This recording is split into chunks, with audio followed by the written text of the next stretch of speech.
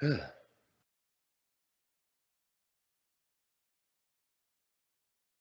evening, fellow ghouls and specters alike. It's your ghost host with the most, Tiki here. And Blue Dragon 5. Here to engage in some haunted holiday hijinks by trudging through the catacombs and dusting off the cobwebs to recount a spooky selection of Halloween classics. So light the jack-o'-lantern, suit up, and grab the candy dish as we revive and recount tonight's spooky selection. Dragon, it's so spooky. It's so spooky. Halloweentown 2, Kalabar's Revenge. Be afraid. Be very afraid. All right, so Dragon, this is a big one for me, man. I grew up with Halloweentown. I don't have as much of a connection to Halloweentown as some people do, but I grew up with it. Certainly, I remember it being a very big deal. That being said, Dragon, I have not seen any of the sequels, and there are 3 of them. Oh my God, I didn't even realize there was one after Halloweentown High. I'm sure you've told me about it before, but I have. I fear they've done more than that since. But it's. I think 4 was the last one, Dragon. That's the case. I made an effort not to watch 4, but yeah. Okay, so yeah, Dragon. Going into this, I went into this one pretty blind, honestly. Like, this has obviously been out forever. It's turns 20 years old this year. Heyo, big 20. We've been hitting a lot of anniversaries. Yeah. But Dragon, I gotta say, this was not the movie I was expecting it to be, and it kind of threw me for a loop. And I'm honestly like, even as we're talking about it now, I'm still kind of formulating my overall opinions on it. I definitely think I'm more positive on it than I am negative. But man, it's a weird movie, Dragon. I don't know. I think it takes a lot of risks. I like that we have kind of like half in the real world, half in Halloweentown. I really like the villain plot with the with the grayed out people in Halloweentown and kind of like the soul sucking almost. That being said, Dragon, I feel like a lot of the magic and we spend a hell of a lot of time just looking for a book, and it's. I don't know. This movie's kind of all over the place. I really like it, but at the same time, like, as far as a score goes, like, just looking at it objectively, I can't give it more than like a 6 out of 10. But I still really like it. I appreciate the creativity. I appreciate the attempts to push the world building and the returning characters and everything. It's a very consistent sequel. I just think the plot is a bit of a mess. Yeah, so I kind of found that, with the exception of 4, the Halloweentown films they kind of got better within those first 3, or at least kind of more consistent. I'm not saying that I necessarily would prefer 3 to the first 2, but I think production-wise, I think they progressively got better and a little bit more ambitious with how they were telling their story. And 2 always stood out because of the stakes and kind of the dire tone. I mean, the third act particularly. I mean, yeah, there's a lot of dread. There's kind of some action going on, and it's like, yeah, we have kind of like a matchstick moment, kind of a low of lows. There's a lot of cool stuff going on. It is not perfect by any stretch, but I feel, especially on the rewatch, it's been a while since I've gone back to this one. Of course, with the advent of Disney Plus, it's much easier to go back to it now. So small victories, yeah.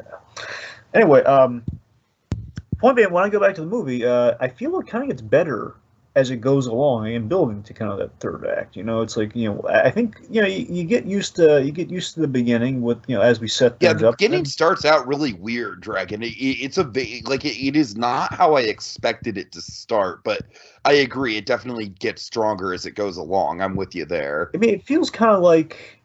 It's kind of like we're fighting against the Disney Channel current, as it were. We're starting off and like, hey, Disney Channel, like we did the first time, do another one.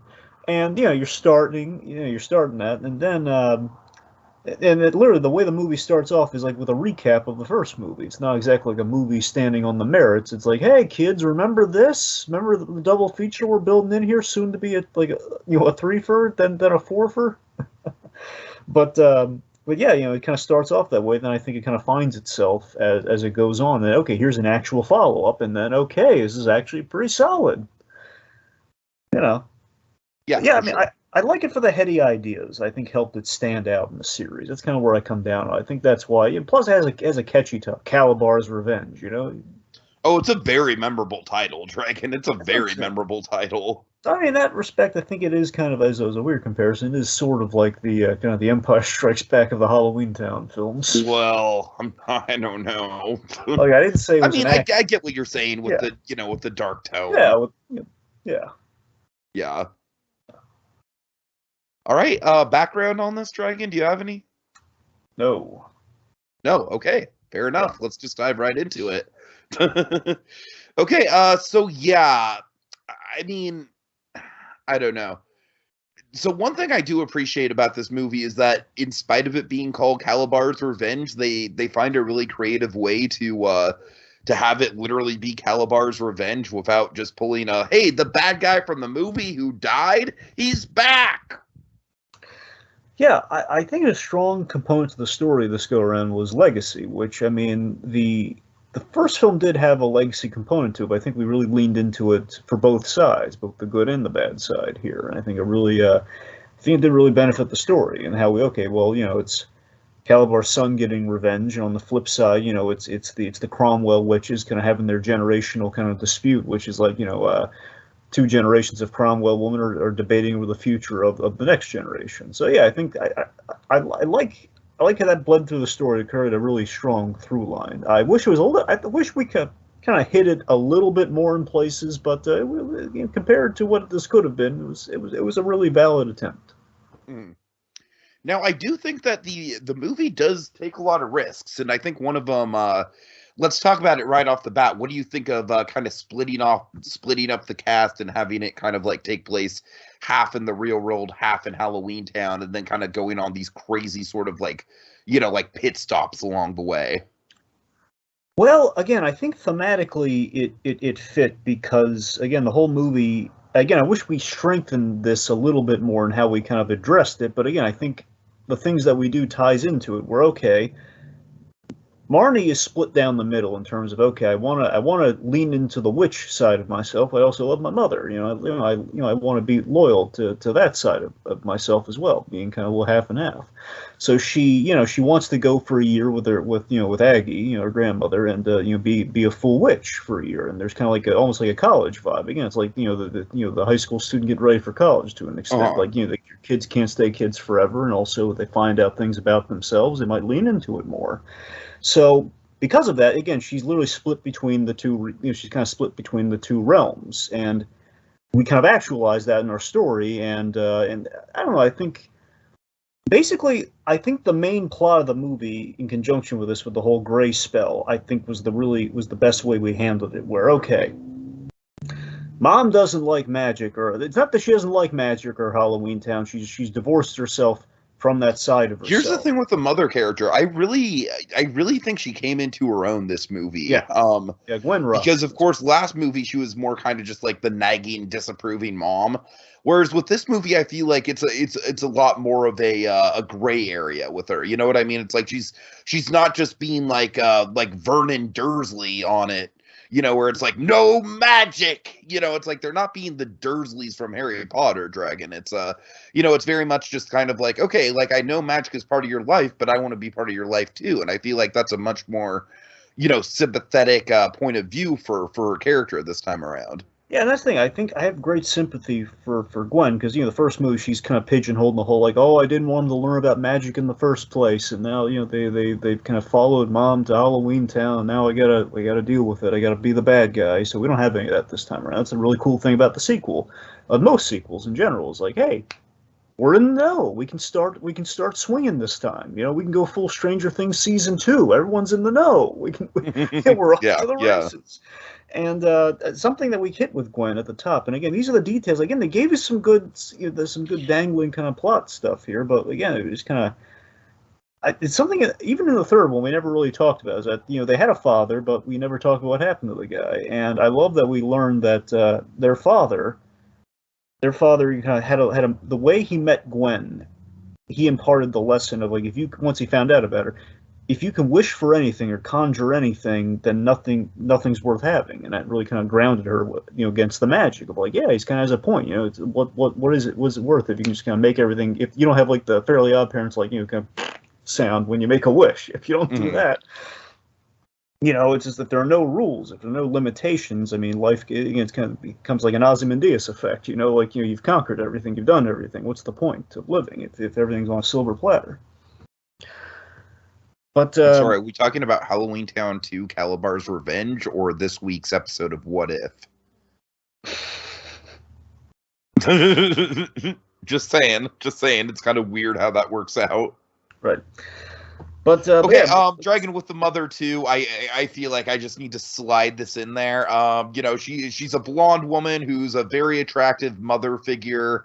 Very bubbly personality, and she's got the hots for a guy named Alex, and she has a teenage son named Dylan. Yep. These are things that work for us. Very specific, Dragon. They're catering to a very specific demographic. Yep. Wouldn't it be crazy if the writers of Bates Motel were just big Halloweentown fans? That'd be insane. And that's where the Alex came from. God. Seriously, I Skyped you about this, but like every time this woman says Alex, I'm just like, oh my god, woman, stop saying that. You are turning into Farmiga. But what's the harm in every woman being a little bit like Vera Farmiga? I mean, come on. Yeah, fair point. Yeah. Obviously, it can never be too much of a good thing, but we just need to have this woman, Vera Farmiga, and then I'm blanking on her name, but the woman who plays the Beverly Goldberg. Yeah, Goldbergs. Yeah, Wendy McLennan Covey. Yes. Yeah. Just them in a scene together, Dragon. Yep. All right. Anywho, but yeah, what I was getting at though is the gray spell. What's really cool about it is that the way it's described in the film is the gray spell is like a caricature of how they see mortals. How right, they see. I'm sorry, really quickly, just can you hear that fucking random plane that's fucking flying around my house? Not really. You can't? Yeah, I'm glad you interrupted my point for this plane discussion, but yeah. You can or can't? I can't. Okay, good, because it's distracting me, but I just as long as my mic's not picking it up. Okay, I'm sorry, go ahead. Good. Anyway, right. So the gray spell. The really neat thing about it is that it's described as this caricature of how the Halloweentown kind of realm sees the mortal realm, and again like an exaggeration of they're humdrum, they're dull and gray. Ergo, that's kind of how the spell works, and we're of course we've kind of stigmatized kind of the Halloween characters into a little more sinister, a little spookier, one-dimensional. So I like the balance there, and again, what I really like is how it relates to our story is it epitomizes the split between the Cromwell women, where again that's the mother, a caricaturized version of how she's boxing Marnie in a corner of like, no, don't go to Halloweentown so often. That's kind of the humdrum, dull, and gray of it all. And then you have again just kind of traditional Halloweentown, and with the craziness we see with Gordon, his place. Sure. And I just like that it's ultimately she finds her own solution. She finds a middle ground. The movie's all about finding a middle ground, not just walking the same path as your legacy. Yeah, at least that's what I thought. It could be all crazy talk. Okay. Oh my God, this plane's loud. I'm sorry, Dragon. No, again, I'm not hearing any plane. Just. I mean, good, but like, it's hard to hear you. Did you hear any of it? Yes, I can, but like, it's rumbling over me. I'm sorry. Folks, I'm sorry. This is a very weird situation here. Okay, so Dragon, let's see. Yeah, with the gray spell, I do really like how it, like you said, how it kind of visually represents sort of the ambiguity going on here. Yeah.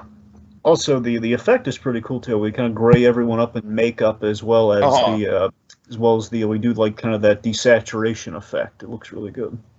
We get to see Benny with flesh. It's so wrong. And not only with flesh, but not being charismatic. Yeah, just like all humdrum. He's like a slow driver, so the reckless Right, Benny. right. All cabbies named Benny need to be reckless and charming. Totally, If we learned totally. anything from Roger Rabbit, I mean, come on. Yeah, let's see. Okay, let's see. Dragon, let's kind of double back really quickly to talk about the other kids. Yeah. So Lucas, my God, that kid hit a growth spurt. Do you mean Dylan? Dylan, I'm sorry. Oh, no, I'm sorry. Do you actually are you talking about there's Luke? Do you mean Luke or No, I think I got the two names mixed Okay, up. so We'll talk Dylan's the about son, but no, Luke is Dylan is the kid who got a growth spurt. right, yes. Yeah. I mean, I don't even know what to say. Like, he barely even looks like a child in this movie. Yeah, well, boys they sprout up. They do. You're just very, like But I do like that. Like I said, I kind of keep saying this, but I like that him and Sophie are kind of like, all kind of like the voices on the, like Marnie's on the front lines, and they're kind of like the voices back home. And by the way, can we talk about the coolest thing in this movie, in my opinion, which is the headphones? Yeah, the skull phones are the headphones are awesome, yeah. I love those. I would if they had them as merchandise at Disney parks, I would buy them. I just love the idea of a walkie-talkie that has like a, kind of like an animatronic kind of like mouth movement to it. Like a shrunken head sort of like walkie-talkie. Yeah, it's great. Yeah. So yeah, again with the legacy component, I like that Dylan and Sophie they do kind of factor in there. Sophie more so, or Sophie very much. I love how proactive she is, despite being on the sideline. She saves everyone's bacon by pointing out, "Hey, that guy's a frog. We should go tell mom." We have like that fun broom sequence when they're riding on the broom. I don't think we saw much of the flying on the broom last movie. I mean, I saw a little bit of it at the very end, but now when some time's gone by, they perfected the effect. And it was kind of a fun. Yeah, I mean, I feel like generally speaking, the effects in this movie are a hell of a lot better. Especially than the makeup. Movie. The makeup was very, very obvious. Like, it was kind of a bunch of kind of fake heads we're putting on people. Right. Yeah, in this case, I think we pulled out more stops, and of course, by the next movie, it gets even better. Honestly, the makeup appliance. But so Dylan, here's the thing that frustrates me with Dylan. So here's the thing. So Dylan, he He's frustrates. kind of there. He doesn't really have much of a character. And it's a shame because I think there's like money on the table with this guy. I really do, because I like the end point of this guy. I wish because ultimately, like in the third one, I haven't seen the fourth one. I don't want to risk it. But the third one, he actually had a good arc where he dated a. As far as I know, I don't think any of the kids are in the fourth one. This fourth one's just getting worse all the time. Yeah, the third one had a nice kind of arc with Dylan where he dated one of the. I keep wanting to say monsters, but they're not technically monsters. Like the Halloweentown gang, like some of the exchange students. He dated like one of the like I think she was like a troll or something. I'm not sure. Anyway, but yeah, so that's what I'm saying. I like the. He in this movie frustrates me because he's like, I can't get into Halloween. That's the dumbest line I've ever heard. I can't get into Halloween. But it's money on the table because he's the family member I'd like to assume is living up to the father's legacy, which is normalcy. Which was the anti-magic of it all, which could be really interesting. But again, we don't talk about we don't really talk about that. We just don't have any real screen time for him besides him just being an assist for Sophie. Yeah, and that's the thing. Given that he has an arc of coming around on Halloween and magic, especially as by the next his arc in the first movie, though. I know that's the thing. It's I'm saying we need. I wish we kind of hit that a little bit more. And I mean, we kind of hit it, but again, we kept him in the background so long. We can only do so much with him. Where he says the magic word, and that's about it. That's all he does. Yeah. Because I want to like this kid. I really do, but. He makes it difficult, Tiki. He makes it challenging. Right. All right. Okay, let's see. So let's go to let's talk about I'm sorry, his name's Josh, right? You're pulling these names out of left field, Tiki. I I don't know really am. Okay, so there's do you want to talk about the bad guy? Or you want to talk about the good guy? Well, I know the bad guy's name is Cal. Very good, Tiki. We have Luke the Goblin. Kalabar, get it? Yes, yes. Do you want to talk about Luke the Goblin? Is that the name? Luke, what? Where did Josh come I have from? no idea where you're pulling Josh from. Joshua Thomas, maybe? I don't know. Anyways. You can't will him into every movie, Tiki. I tried. Okay. Anyway, Okay. I found out the hard way. It doesn't happen. Now let's talk Luke. Yes. So, fun fact. We had to have brought this up when we talked about the first one, but hey, do you know who plays Luke the Goblin? Oh dear God, no. A very iconic Nickelodeon character. Okay. Philip Van Dyke. Arnold from Hey Arnold. Arnold. Oh wow. Oh. Yeah, not the original, but the second one. The other. Yeah. Seasons 2 and 3, which are really strong seasons for Hey Arnold, so that's good. Hey, yeah, that's I would have never guessed. Yeah. So this is he's from the first film, if I recall. It's been a while, folks. I'm pretty sure he was a flunky for Kalabar, and he came around at the end of that movie, so he's a good guy. Uh-huh. So yeah, he was nice. It was nice to see him back and kind of kind of hanging around with Marnie. They had chemistry in the first one. We kind of got a little bit of that here, as the Ron Stubble to her Kim Possible with magic, if you will. Sure. Yeah, it was nice. So we should talk about our bag, unless you have anything you want to add with Luke. No, I really don't. I just feel like he's a nice kid, and I like that he's back in it. I like his I like that at first it's just like, oh no, Luke, we saved you in the first movie. What gives? Yeah. I don't know. He I think the Ron stoppable comparison is pretty on point. So. Yeah. All right. So we have the darker legacy at play here with Cal.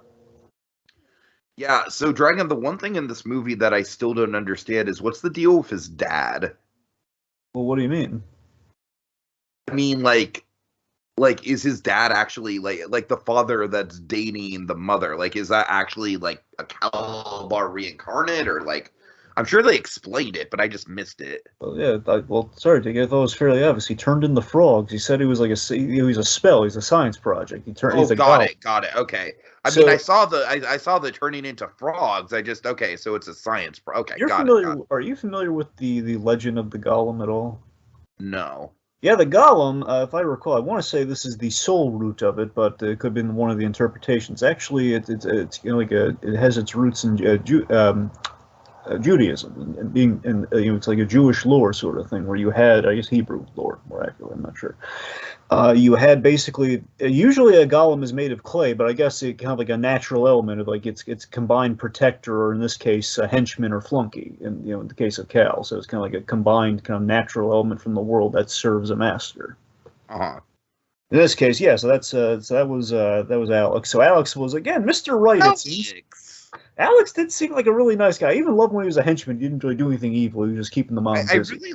I feel like it was a very believable dynamic of like, he likes the mom, but he doesn't want to get in the way of the kid, so he's kind of like trying to balance that. Yeah. And of course, you had like the little tip-offs of the frog thing. He loves the color green. He has a frog costume, which is really that whole thing. Now, this is gonna be you're gonna laugh at this. So there's one thing in this movie I don't know if it's just I didn't care about it back then, or it's a very small detail. I probably just missed it. But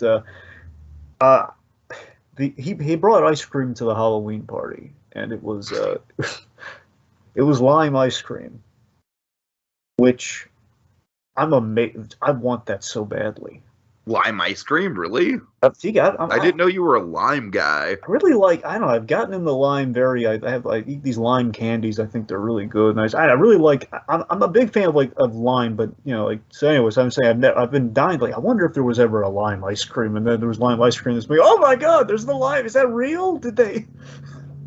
Do they do? Do you know if they do? Have you ever had like a lime ice cream? Is this like a myth? Like what's the deal? I have had a key lime milkshake. That's about the closest I've come to lime. That's what I'm saying. I'm looking for pure lime, not the key lime.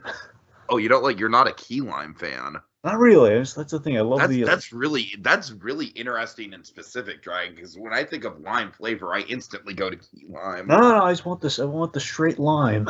Interesting. Okay. That's what I'm saying. Anyway, but to the point being, the lime ice cream, it's like, is it myth? Is it reality? I want it either way. I want to try that lime ice cream anyway. So it's just a small tangent. Anyway, getting back onto the important stuff. But yeah, he seemed like a nice guy. But of course, she was lied to. She turned her back on the frogs. But it seemed like things could have worked out. Yeah. All right, so we should talk about. Oh, yeah, so back to Cal. Got me all turned around the frog guy. So Cal, avenging his father's misguided ideology about Halloweentown getting the short end of like a raw deal. Like we got sealed away into like another dimension like rats, and the humans got everything else, and he wanted to kind of turn that around. Also, very understandable motive. The Cromwells technically killed his father, so he's not happy. Yeah. I love just kind of the history repeating itself though, where he flirts with one. Again, like Gwen was basically, like she was in a relationship way back in the day with Kalabar. In this case, Marnie puts the same moves on her with the rose. I do think that the one of the nitpicks I have with this movie is that Marnie she is not smart for letting this kid into the room. That's like her first crush. Yeah, I get that. Yeah. She wasn't supposed to let anyone in there, but that's. She didn't expect larceny in his heart. She didn't expect the whole revenge plan. Sure. She's not prepared for the whole Inigo Montoya spiel. So, anyway, but yeah, I got that. I do like. There's one scene I think is ridiculous with this character, but everything else though, I really like him. I think his best moment in the entire film is when he's. It's a really great. I think it's the money shot of the whole thing. Like this just spells the name of the movie, the Calabar's Revenge. In this case, where he's on top of the catwalk. Yes, I'm glad you bring up that shot because it's the shot where it's like the mother's looking up at the catwalk and then the camera pans up to him and then you still see the mother from below, right? Yeah, yes. Dragon, that shot really, it was like one of those things where it's like, oh wow, like look at that! Like, did a Disney Channel original movie actually using some legitimately good cinematography there? And he looks great in the all black, looking really sinister with the book, and he's about to enact his big plan. Dragon, that for my money, that might be the single best shot in any DCOM. I mean, it might be, Tiki. It's really just good. As far as the sheer like camera composition goes. Yeah. So anyway, so also a very solid revenge plot. I just want to give like the movie credit as far as the plot goes in terms of what Cal's plan is, and that so he steals both spell books, so they have no way of undoing what he's about to do. And here's the clever thing: he uses the gray spell as a distraction to separate him. Like, okay, they're going to go to Halloweentown to fix this. We have like the big kind of the magical. The only person who can stop it, as they stopped it in the last movie, is out of the picture. And in kind of a hopeless situation already, and he's going to enact his revenge on the mortals, which is his father's mission, with the creature spell, which is awesome, by the way. It's very goosebumpsy, and I like it. I liked it. It's a great revenge thing. It's kind of like a more well done version of like what the Lion King 2 was going for with the revenge. Sure, yeah. I mean, yeah. It's like, I guess there is kind of a. Was the relationship planned on the mother's part in that? No, it was not. The mother was very anti the relationship. All right, well, it's close. It's close to that. Sure. From what I can remember. All right, it's close-ish. Yeah. All right, so let's talk about the MVP of this movie. Oh, I'm sorry, real quick. Before we talk about the MVP, I got to talk about the most ridiculous moment in the entire film, though. Okay. Okay, I think this. Tell me if you have this. Okay, so as much as I'm liking this kid, as much as I'm liking this Cal, who by the way in real life apparently dated. I don't know if they're still dating, but like I guess it was years later, whatnot. Kimberly J. Brown and Daniel Kuntes, they dated. They're an item. So Marnie actually is dating Kalabar. That's funny. Really, at least for a bit. I'd like to think they're still together, but this is like going back to 2018, so I don't know. Yeah. Anyway, regardless, sorry.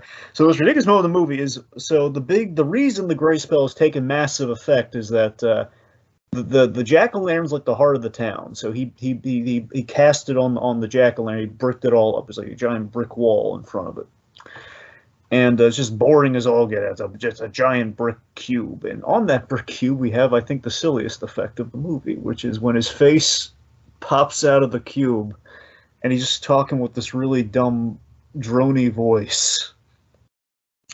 It's just like the effect did not hold up nearly as well as I remembered it in my youth. It's like, yeah, Marnie, you're trapped now. It's like it's so. I mean, what did you think of that scene? Like, was it silly? Like when I first saw that effect, I was just like, wait a minute, is that what the villain's gonna look like the whole movie? Not the whole movie, holy but shit, this is not a good effect, dude. Like, that was his big villain reveal, though. It was like, that's the lamest villain reveal I've ever seen. It's yeah. Oh, I'm the bad guy, Cal, just like my father. Oh boy.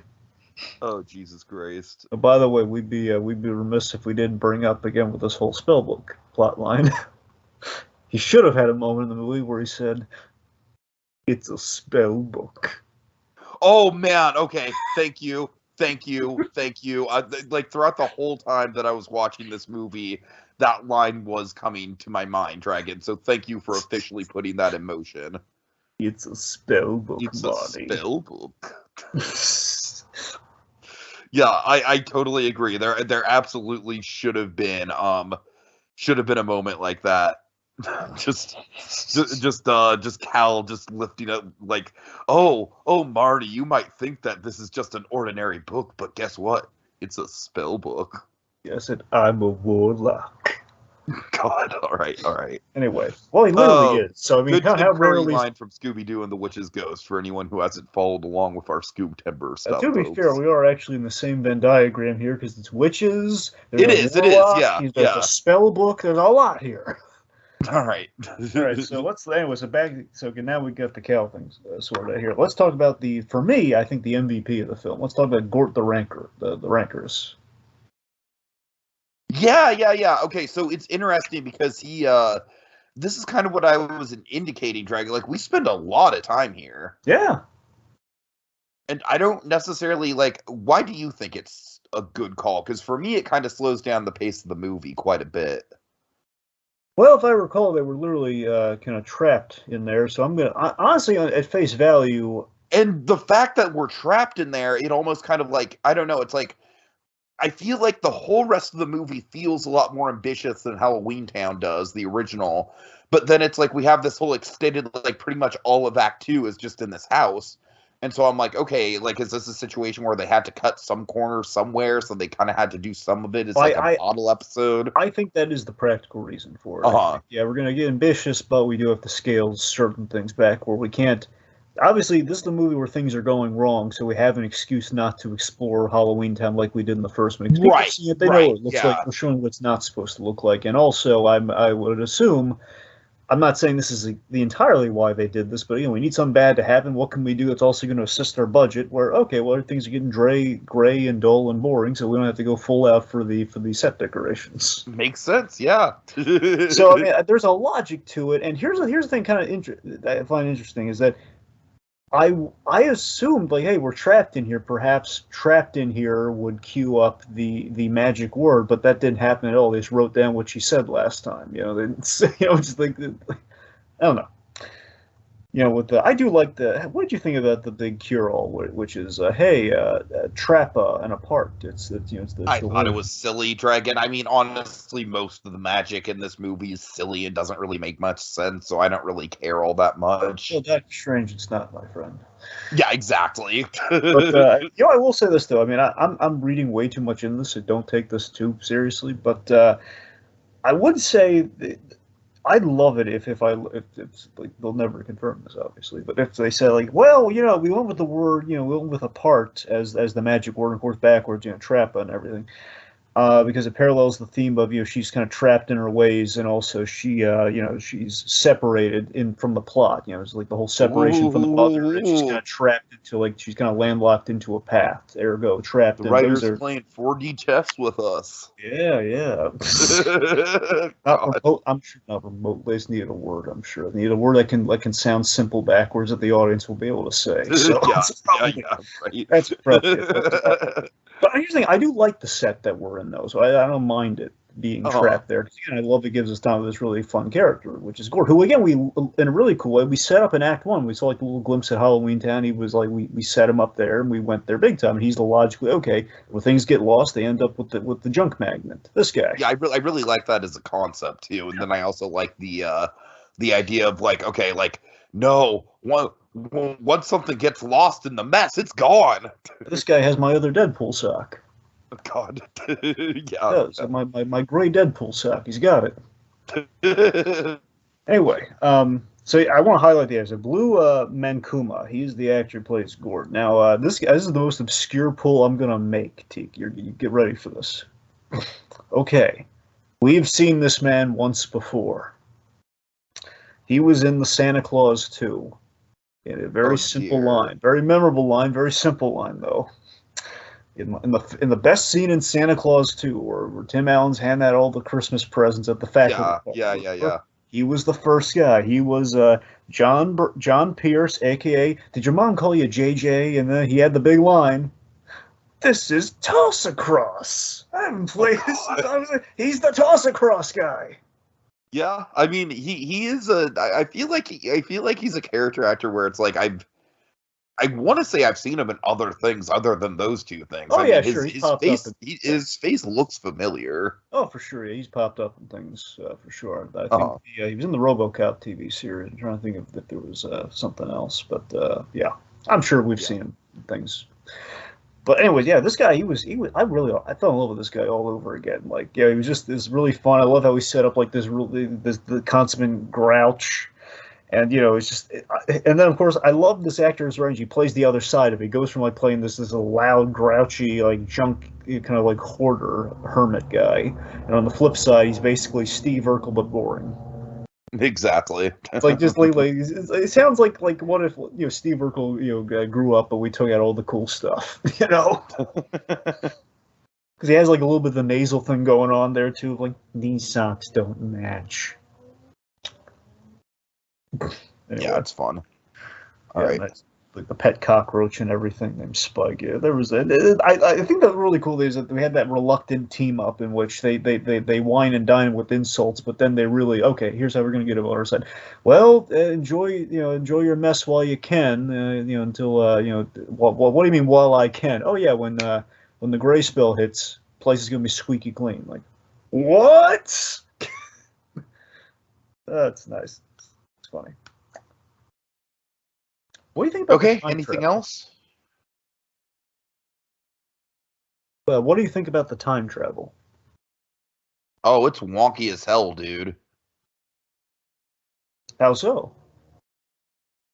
I don't know. I honestly, like, with me, I just think there's a bit too much going on in this plot, and when you throw the time travel, I mean, not really until you throw the time travel into it, and then when you throw the time travel into it, I don't know. It's kind of like one step too far for me. It does, as far as just being able to keep track of things. It does feel like a step too far. Like, again, we got magic, and we're going to throw time travel in it. I feel like it's something that they could have done in the third movie. You know, it really feels like something that you would like pull out all your stops on. Like, I feel like with this movie, they, like the concept in itself is a little bit more standalone. Right, with Kalabar getting revenge and and kind of like being trapped in that house and everything.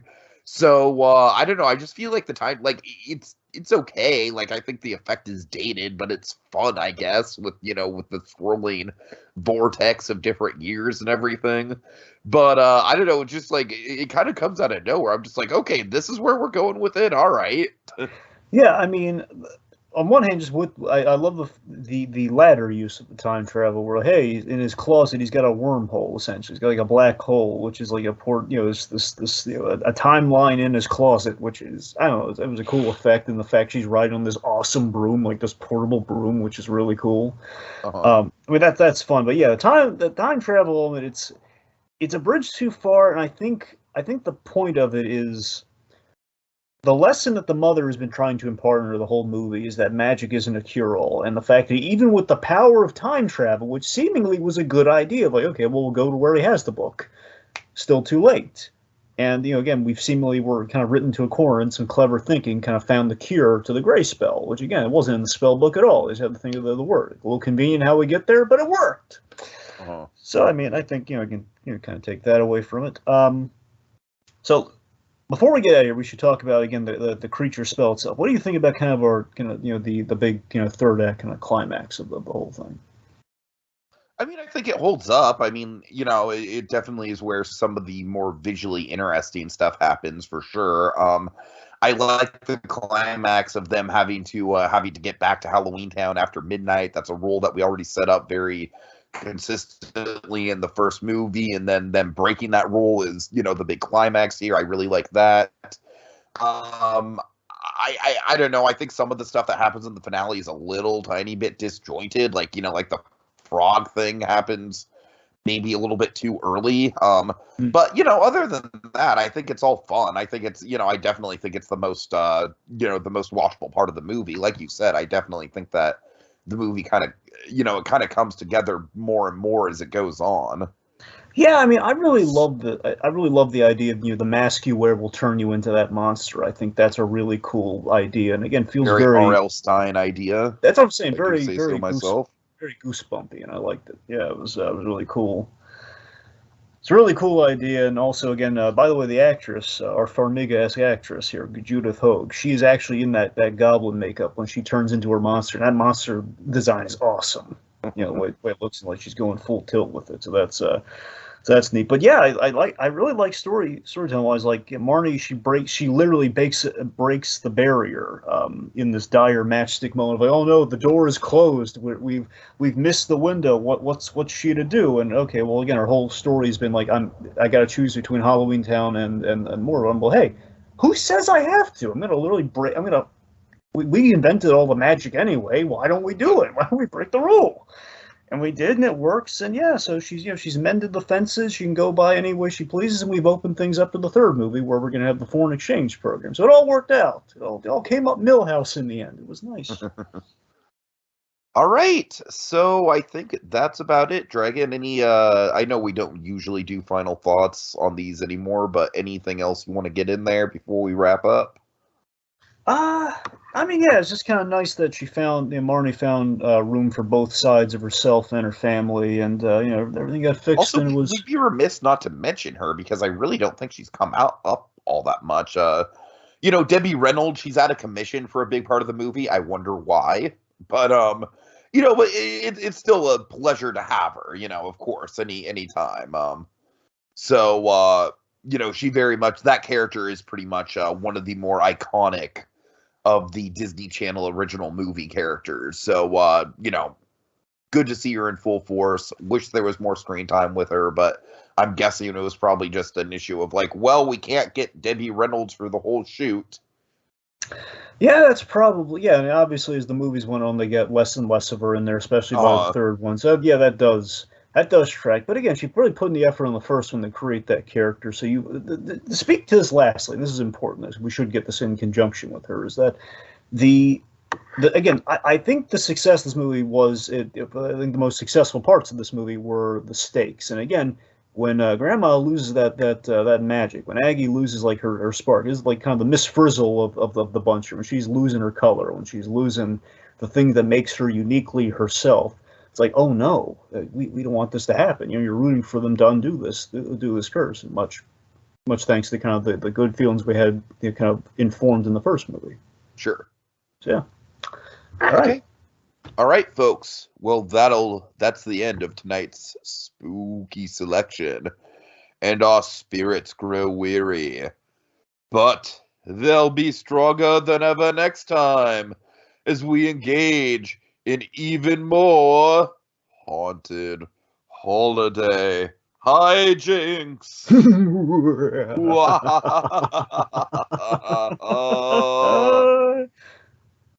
It's a spell book. It's a spell book. Money. Is that just gonna be your like obligatory go out online now? Just it's a spell book. Well, just when it applies to like magic and witches and spell books. All right, yeah. Fair enough. Just for good measure, I'm gonna throw in an Alex. Yeah, All right, good night, everybody.